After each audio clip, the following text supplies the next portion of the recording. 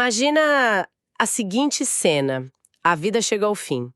E aí, em vez de você vislumbrar aqueles portões de pérolas banhados numa luz dourada maravilhosa, ou ouvir coros celestiais... Ou até mesmo o temido posto de fogo, né? Pois é, em vez de tudo isso, a pessoa simplesmente acorda numa sala de espera, o piso é aquele carpete cinza encardido, sabe? O ar-condicionado tá congelante. Nossa, o pesadelo de qualquer um. Sim, tem aquela luz fluorescente no teto que fica piscando sem parar, fazendo aquele zumbido, tipo bzzz. E a pessoa tá segurando uma daquelas senhas de papel amassada na mão. O além não é um paraíso épico. É só um imenso e incrivelmente entediante departamento de recursos humanos. Exatamente. E essa é a premissa de um filme de 2025 chamado Eternidade, do diretor David Frame. E, bom, vamos desempacotar tudo isso no nosso mergulho profundo de hoje, porque a nossa missão aqui é investigar uma intersecção que, tipo assim, à primeira vista soa quase como um erro de digitação, que é o ateísmo e a busca pelo sagrado.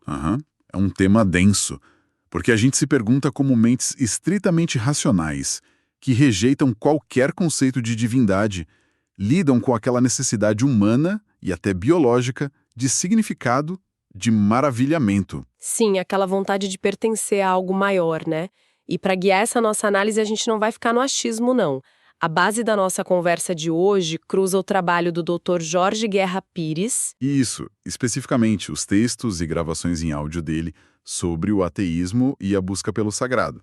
E a gente também vai cruzar isso com as observações do cientista social Guilherme da Natividade, que inclusive usa justamente esse filme, Eternidade, para ilustrar a questão. Exato, e tem mais material aí, né? A gente traz também um estudo sociológico bem famoso, o Varieties of Atheism and Science. Tem uns ensaios críticos sobre o que o pessoal chama de dilema de Dawkins, e até a neurociência entra na roda com aquele livro Despertar, do Sam Harris. É muito material bom. E vale dar um aviso logo de cara para quem está acompanhando a gente. O nosso objetivo aqui não é decidir quem está com a razão no grande debate histórico entre quem crê e quem não crê, sabe? A proposta é bem mais mapear, de forma imparcial, como é que as pessoas constroem um senso de maravilhamento no mundo que, na visão delas, não tem um criador. Perfeito. Como é que elas preenchem aquele vácuo existencial só com o mundo natural, né? Então, voltando àquela cena lá da sala de espera corporativa, o que o artigo do Guilherme da Natividade aponta de fascinante no filme é como ele ilustra esse esvaziamento do sentido cósmico. A personagem principal, a Johnny, ela chega a essa zona de triagem que eles chamam de encruzilhada. E o dilema dela lá não tem nada a ver com uma balança moral pesando os pecados ou as virtudes que ela teve em vida. Não tem um julgamento final, né? Nenhum. É um problema puramente logístico. Ela só precisa escolher com quem vai passar o resto da eternidade. Tipo, com o segundo marido, que é um cara super sereno com quem ela viveu 65 anos feliz da vida, ou com o primeiro marido, que foi um amor super passional da juventude, mas que morreu muito cedo na Guerra da Coreia. O que torna um ambiente bizarramente mundano para uma decisão que é, em teoria, tão monumental. E tem aquele detalhe da estrutura corporativa do além, que é uma sacada, assim, genial do roteiro. Ah, sim, os atendentes da encruzilhada. Eles estão visivelmente exaustos, como qualquer trabalhador de balcão. E revelam que não existe um Deus onipotente coordenando as coisas. A atendente Ana trabalha para o Frank, que responde ao Tom, que obedece ao Kevin, e o Kevin é só o gerente geral. É tipo uma pirâmide corporativa laica governando o pós-vida. O que funciona muito bem como uma metáfora brilhante para uma visão materialista nua e crua. Não tem aquela moralidade cósmica que pune o que recompensa. E o filme ainda vai um passo além. Ele trata as religiões terrenas como se fossem um mero cardápio de opções, sabe? Como assim, o cardápio? Tipo, se a pessoa que morreu acreditava em reencarnação ou, sei lá, em campos de caça celestiais, a burocracia do além simplesmente vai lá e cria uma simulação disso, só para o conforto do cliente. E é partindo dessa visão utilitarista e sem nenhuma magia que o Natividade propõe um debate semântico bem severo. Tô lembrando. Ele fala sobre o uso das palavras? Isso. Ele defende que quem se declara ateu deveria abandonar completamente o uso da palavra espiritualidade. Por causa do peso religioso que ela carrega, né? Exato, todo aquele peso teológico e supersticioso. Ele sugere que ateus usem termos como metafísica ou imaterialidade. Mas, vem cá. Trocar palavras realmente muda o problema de fundo? Porque nas gravações do Dr. Jorge Guerra Pires que a gente analisou, ele levanta uma objeção super contundente a essa ideia. Ele argumenta que adotar a palavra metafísica é simplesmente cair numa armadilha conceitual idêntica. Ele bate bastante nessa tecla. Pois é. A metafísica também foi historicamente sequestrada por teólogos e por filósofos religiosos, justamente para designar dimensões paralelas e forças ocultas que a gente não tem nenhuma prova empírica de que existem. O argumento do Dr. Pires aí é que a linguagem ela pode mascarar a ausência de evidências. E ele usa uma ironia muito boa para ilustrar isso. Ele fala que é perfeitamente possível criar uma metafísica sobre unicórnios, sabe? Super complexa, cheia de regras, internamente coerente. Nossa, sim. E tem aquele outro exemplo clássico que ele cita, né? O famoso evangelho do monstro de espaguete voador. Exatamente. Que é aquele movimento satírico, né? Eles usam correlações estatísticas absurdas para validar as crenças deles. Tipo, eles ligam o declínio do número de piratas no mundo com o aumento do aquecimento global. É hilário, mas a mensagem, no fundo, é bem séria. Construir um castelo lógico em cima de premissas falsas não faz esse castelo virar realidade. É a velha história. Mudar o rótulo de um frasco lá na prateleira da farmácia não altera os ingredientes químicos que estão lá dentro. Com certeza. A necessidade biológica e neurológica da gente sentir espanto diante do universo continua operando no cérebro humano. Não importa o nome que você dê para isso. Pode chamar de espiritualidade, de metafísica, de assombro. E aí a gente entra num ponto crucial. Se essa manobra semântica de trocar palavras não resolve a angústia existencial, como é que os ateus de carne e osso, sabe, o pessoal fora do debate acadêmico, lida com isso na prática? Os dados sociológicos sobre isso são fascinantes. Eles revelam algo muito, mas muito distante daquela imagem do ateu puramente frio e calculista. O cenário no Brasil, especificamente, oferece um retrato muito louco dessa complexidade. As fontes citam uma pesquisa de 2024, conduzida pelo Silas Guerreiro, e os dados mostram que 11% dos ateus brasileiros se autodenominam espiritualistas não religiosos. Olha, peraí, vamos pausar um pouco nesses números porque, à primeira vista, eles soam como uma contradição gigante. O próprio trabalho de conclusão de curso do Natividade encontrou quase 9% dos ateus no Brasil abraçando coisas como astrologia e karma. Pois é, astrologia. E dessa fatia pesquisada pelo Silas Guerreiro, as estatísticas são ainda mais doidas. 29% creem em alguma forma de vida após a morte. 27% acreditam em reencarnação. 30% acreditam em seres espirituais e 29% confiam numa força vital universal. É um nó na cabeça. Demais, tipo um ateu que acredita em reencarnação. Não é um oxímoro?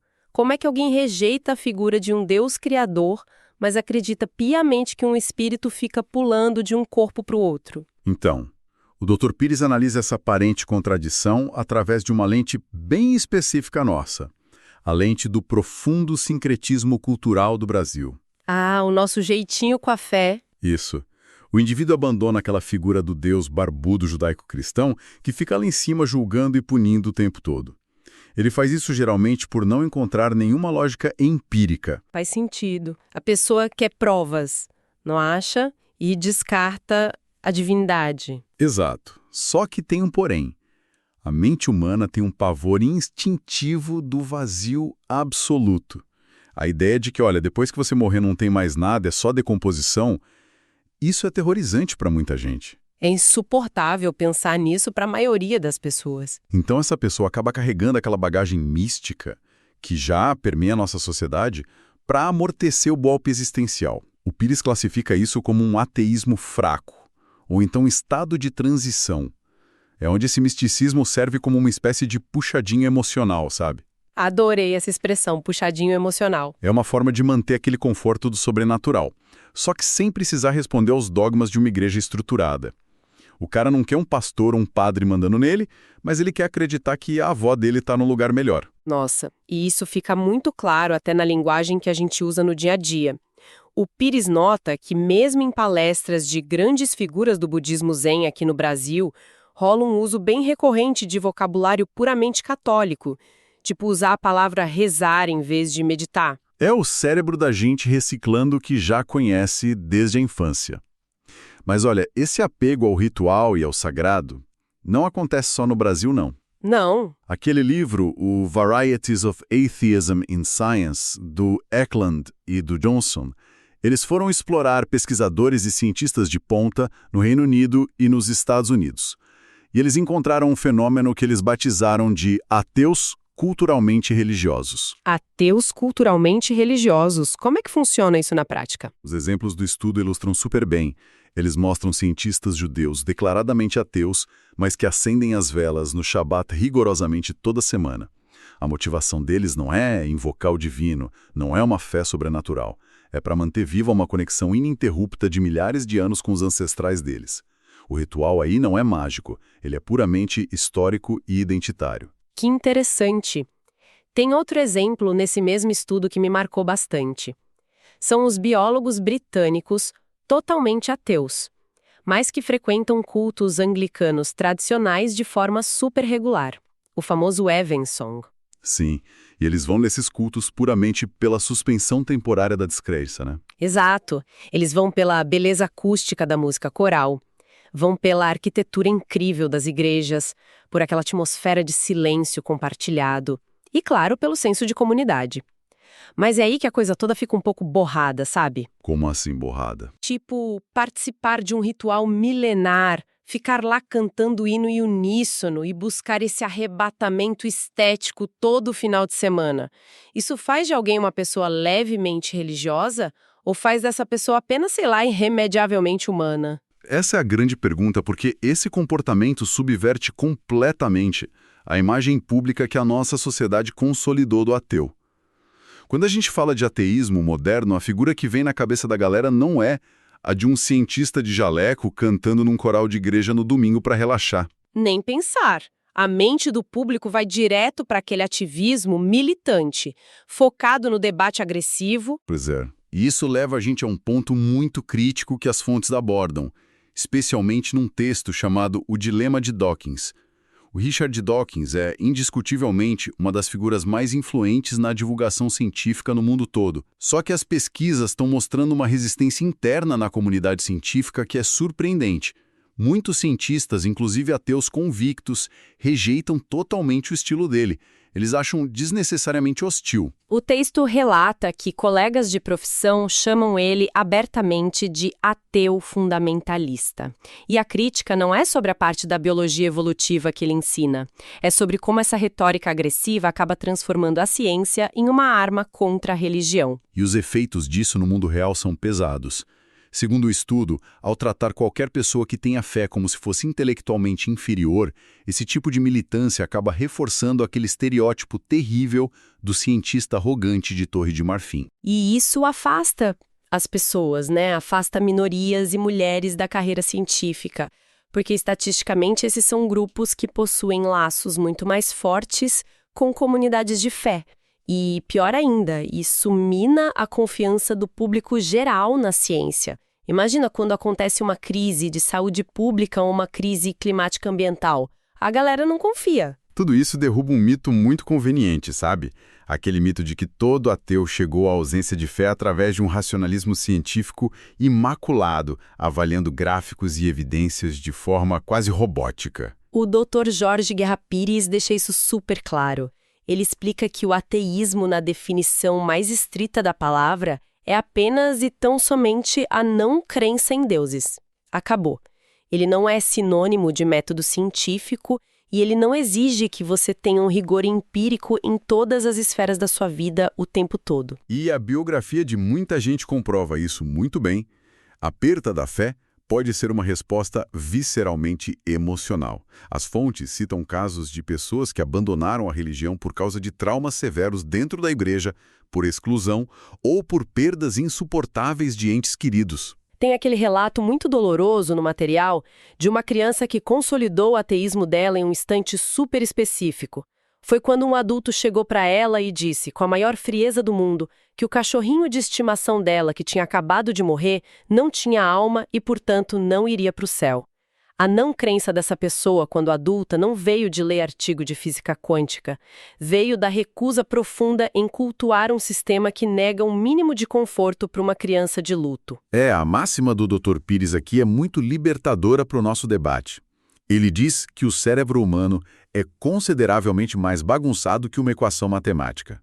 Nós somos criaturas cheias de contradições. Totalmente. Portanto, um ateu que de vez em quando dá uma conferida lá no horóscopo ou que acredita em sinais do universo, ele não é menos ateu por causa disso.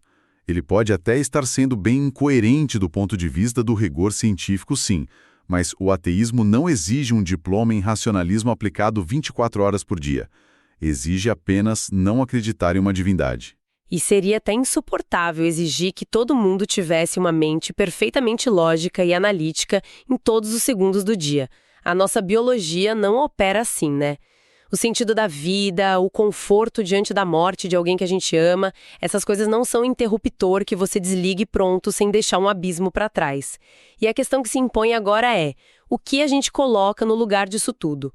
Como construir uma bússola moral e um senso de propósito sem depender de dogmas religiosos? Bom, se aquela visão materialista nua e crua, tipo a do filme Eternidade, parece árida demais e sem graça, e se o ateísmo militante estilo Dawkins afasta as pessoas e cria intriga, para onde a gente corre? O caminho do meio começa a se desenhar nas investigações do neurocientista Sam Harris, no livro dele, O Despertar. O Sam Harris é uma figura central nessa conversa. Sim, porque ele demonstra como fazer isso. Ele mapeia como as experiências de transcendência e os benefícios contemplativos da meditação são fenômenos neurobiológicos físicos, reais, sabe? Eles alteram as redes do nosso cérebro, diminuem a atividade naquelas áreas ligadas ao ego e reduzem a ansiedade de verdade. Eles proporcionam um maravilhamento real, mensurável. Ou seja, buscar esse alívio do sofrimento e querer contemplar a vastidão do universo são impulsos que moldam a nossa cultura desde que o mundo é mundo. E experimentar esse encantamento profundo não exige que a gente acredite que o planeta Terra foi feito em 6 dias literais, né? É exatamente a tensão entre essa razão analítica super afiada e o fascínio esmagador pelo cosmos que o Dr. Pires tenta organizar. Ele faz isso nas propostas estruturais dele sobre as fases do ateísmo. Para solucionar esse abismo, ele aponta para uma terceira fase, que é a adoção conceitual do que ele chama de Deus cósmico. Deus cósmico? Mas calma, que fique bem claro para o pessoal ouvindo, não é uma entidade consciente, tá? Não, de jeito nenhum. É a força que foi descrita lá atrás pelo filósofo Spinoza e que era profundamente admirada pelo Albert Einstein. É crucial a gente entender essa diferença, né? O Deus cósmico não é um ser celestial de barba branca que tá prestando atenção se você tá comendo carne na Sexta-feira Santa, ou se você rezou o suficiente para o seu time de futebol não ser rebaixado. O Deus cósmico é a própria ordem matemática implacável do universo. Perfeito. É a maravilha da gravidade mantendo as galáxias juntas, é a termodinâmica, é a complexidade da evolução biológica. O Einstein, por exemplo, ele rejeitava de forma super incisiva as religiões institucionais e essa ideia de um Deus pessoal, mas os escritos dele são completamente repletos de uma reverência muito profunda, uma quase submissão intelectual mesmo, perante a harmonia incompreensível do universo natural. E aqui que entra o aspecto ético da coisa toda. O como isso gera uma moralidade para a sociedade. O Dr. Pires sugere que essa espiritualidade cósmica constrói uma barreira gigantesca contra o niilismo, que é aquela crença pessimista de que nada importa e nada faz sentido. Verdade. Quando a pessoa entende, através das leis da física e da biologia, que ela está materialmente conectada a tudo que existe no universo, que a gente é literalmente poeira de estrelas, isso gera uma humildade radical na pessoa. Se não tem um juiz cósmico olhando por a gente e punindo a gente, a responsabilidade de cuidar uns dos outros e de cuidar do nosso planeta recai inteira e unicamente sobre as nossas próprias ações aqui no presente. O peso da ética passa a ser nosso, da humanidade. Não dá mais para terceirizar a culpa. Mas tem quem vá ainda mais longe do que isso, né? O Pires descreve uma quarta fase nesse processo todo. Uma fase que é muito inspirada no pensamento super cortante do filósofo Bertrand Russell. E nessa visão, a gente elimina até mesmo esse verniz semântico do Deus cósmico. E o que sobra quando você tira esse verniz? O que sobra é apenas o assombro absoluto pelo fato muito improvável de que a gente está vivo para poder observar o universo, sem precisar colar nenhuma etiqueta de sagrado ou divino em cima das leis da física. Apenas a física pura e o maravilhamento de existir. Nossa! E lidar com todos esses saltos de pensamento, tentar conectar dureza fria dos dados empíricos com essas nossas angústias e dores diárias, não é uma tarefa trivial de jeito nenhum. Isso requer uma capacidade muito rara de sintetizar campos que na superfície parecem totalmente opostos. O que acaba levando a gente naturalmente a falar da fonte por trás de grande parte dessa nossa estruturação de hoje. Ah, com certeza. A gente precisa dar o devido crédito à curadoria fantástica que embasa toda essa análise. O Dr. Jorge Guerra Pires tem uma trajetória intelectual que é muito única. Ele tem um PhD em bioinformática, sabe? Para quem não é da área e está acompanhando, bioinformática é aquele campo que usa programação pesada, matemática e algoritmos superpoderosos para achar ordem e padrões num oceano caótico de bilhões de dados genéticos e biológicos. É uma carreira calcada na busca de sinais em meio a muito ruído. E ele passou por instituições de peso pelo mundo afora, a Universidade de La Aquila, lá na Itália, a Universidade Técnica de Gdansk, e aqui no Brasil passou pela UFOP, USP, UFBA e pela Fiocruz. E hoje, atuando como pesquisador independente e autor, o trabalho dele se foca muito em ensinar ciência para quem não é cientista. Isso é muito nobre. Usando blogs, dando cursos, fazendo vídeos para popularizar esses conceitos tão complexos. E o movimento intelectual que ele faz é fascinante. Olha só, ele pega esse mesmo ferramental lógico que ele usava para desvendar códigos genéticos em laboratório e aplica isso para hackear as estruturas das nossas próprias crenças, da nossa ética e de como a sociedade funciona. Sempre com aquele foco em estimular o pensamento livre da galera. E toda essa dedicação acaba de culminar na publicação mais recente dele, que aprofunda tudo que a gente está debatendo aqui. Eu estou falando do novo livro do Jorge Guerra Pires. O título é O Paradoxo de Einstein, Ciência, Ética e o Deus Cósmico. E é o livro 2 da série Mente Ateísta.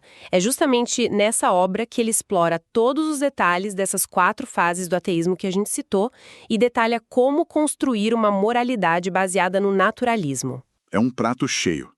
E a obra aborda direto aquele fantasma do niilismo que a gente mencionou, mostrando, através dessa lente rigorosa, como a falta de um sentido inerente do universo não é motivo para desespero.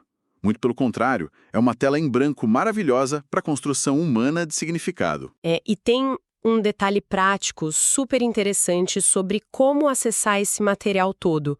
O e-book já está disponível lá no catálogo das lojas da Amazon e a Amazon implementou uma mudança super recente que facilita demais a vida de quem gosta de ler no digital. Agora é possível baixar os arquivos dos livros diretamente nos formatos EPUB e PDF. Nossa, isso ajuda muito. Ajuda demais. Isso significa que o acesso não fica mais refém de você ter que comprar um aparelho Kindle físico. Qualquer celular, tablet ou computador serve para leitura agora. Eles removeram uma barreira técnica muito importante. E olha, para os formatos em audiolivro e aquelas versões impressas na estante, eles também estão previstos para chegar em breve. Então vai abranger todos os diferentes hábitos de consumo do pessoal. A democratização desse tipo de reflexão hoje em dia é essencial. Se a tarefa é redefinir como a humanidade pode construir um propósito forte, sem usar o medo do fogo eterno e sem a promessa de paraísos artificiais e ilusórios, o acesso a essas pontes filosóficas tem que ser o mais aberto e fácil possível. E amarrando todos os fios que a gente puxou nesse bate-papo de hoje, o que transparece mesmo é aquela fixação incansável da nossa mente humana. A gente busca padrões e injeta significado no meio da entropia bagunçada do universo. E a gente viu isso acontecer em todos os níveis aqui, né? A gente viu no humor cínico dos burocratas do além lá no começo no filme Eternidade. A gente viu no brasileiro ateu que não larga a mão da ideia de reencarnação de jeito nenhum porque não suporta a finitude da morte. Vimos também na raiva dogmática de certos defensores da ciência que alienam as pessoas e nessa reverência profunda e linda do Deus cósmico presente nas equações de Einstein. A busca pelo maravilhamento não desaparece só porque a crença tradicional em Deus caiu. O impulso por encontrar beleza e sentido parece que está tão codificado na estrutura física do nosso cérebro quanto o nosso impulso primitivo da fome. A gente inventa arquiteturas celestiais super elaboradas e a gente também inventa teorias físicas unificadoras motivadas exatamente por esse mesmo motor emocional profundo. É o nosso desejo desesperado de compreender qual é o nosso lugar nesse todo. Nossa, sim. E observar tudo isso através dessa lente implacável da biologia e da nossa finitude levanta uma última reflexão para quem está escutando a gente, que é uma inversão de um argumento que a gente tocou bem lá no comecinho. O cientista social Guilherme da Natividade defende, com uma base estritamente materialista, que a morte e a finitude biológica das nossas células é a única verdade absoluta, sendo a eternidade apenas uma ilusão que a gente criou para gerar conforto psicológico. Mas e se a gente desse um passo para trás e aplicasse uma lei muito básica da economia aos nossos sentimentos? Tipo aquela ideia de que o valor das coisas é gerado pela escassez delas. Exatamente isso. Pensa bem naquele catálogo de infinitas opções de paraíso oferecido lá pelo Departamento de Recursos Humanos do filme Eternidade. Se o nosso relógio biológico simplesmente nunca parasse, se a gente tivesse à nossa disposição um tempo literalmente, matematicamente infinito pela frente, será que as nossas ações ainda teriam algum peso? Será que o ato de amar alguém de forma totalmente incondicional, ou a coragem extrema de perdoar um erro grave que te machucou, ou até a angústia de tomar uma decisão difícil de vida, será que tudo isso mudaria de peso se houvesse de fato a eternidade garantida para você tentar de novo, e de novo, e de novo? A provocação final que fica reverberando hoje é esta. E se for justamente a urgência irreversível, a limitação biológica brutal do nosso corpo físico, que cria a verdadeira e absoluta escassez do nosso tempo? E se for essa escassez implacável que confere a tudo que a gente faz, aos nossos laços humanos e ao nosso brevíssimo instante de consciência, um valor existencial imensamente mais profundo e genuíno do que qualquer garantia de vida eterna ou de paraíso burocrático jamais conseguiria nos oferecer. Uma existência que inevitavelmente termina é, por definição, preciosa, justamente por não possuir nenhuma repetição ou reposição no estoque. Essa reflexão sobre a escassez do nosso tempo vai muito além do embate chato entre religião e ateísmo. Ela atinge em cheio o núcleo biológico e até poético do que significa estar vivo dentro do cosmos. A exploração contínua de todas essas questões, sempre munida de rigor, continua sendo a ferramenta mais poderosa à disposição de qualquer mente curiosa. Com certeza. E assim a gente encerra a nossa análise. Até a nossa próxima investigação pessoal.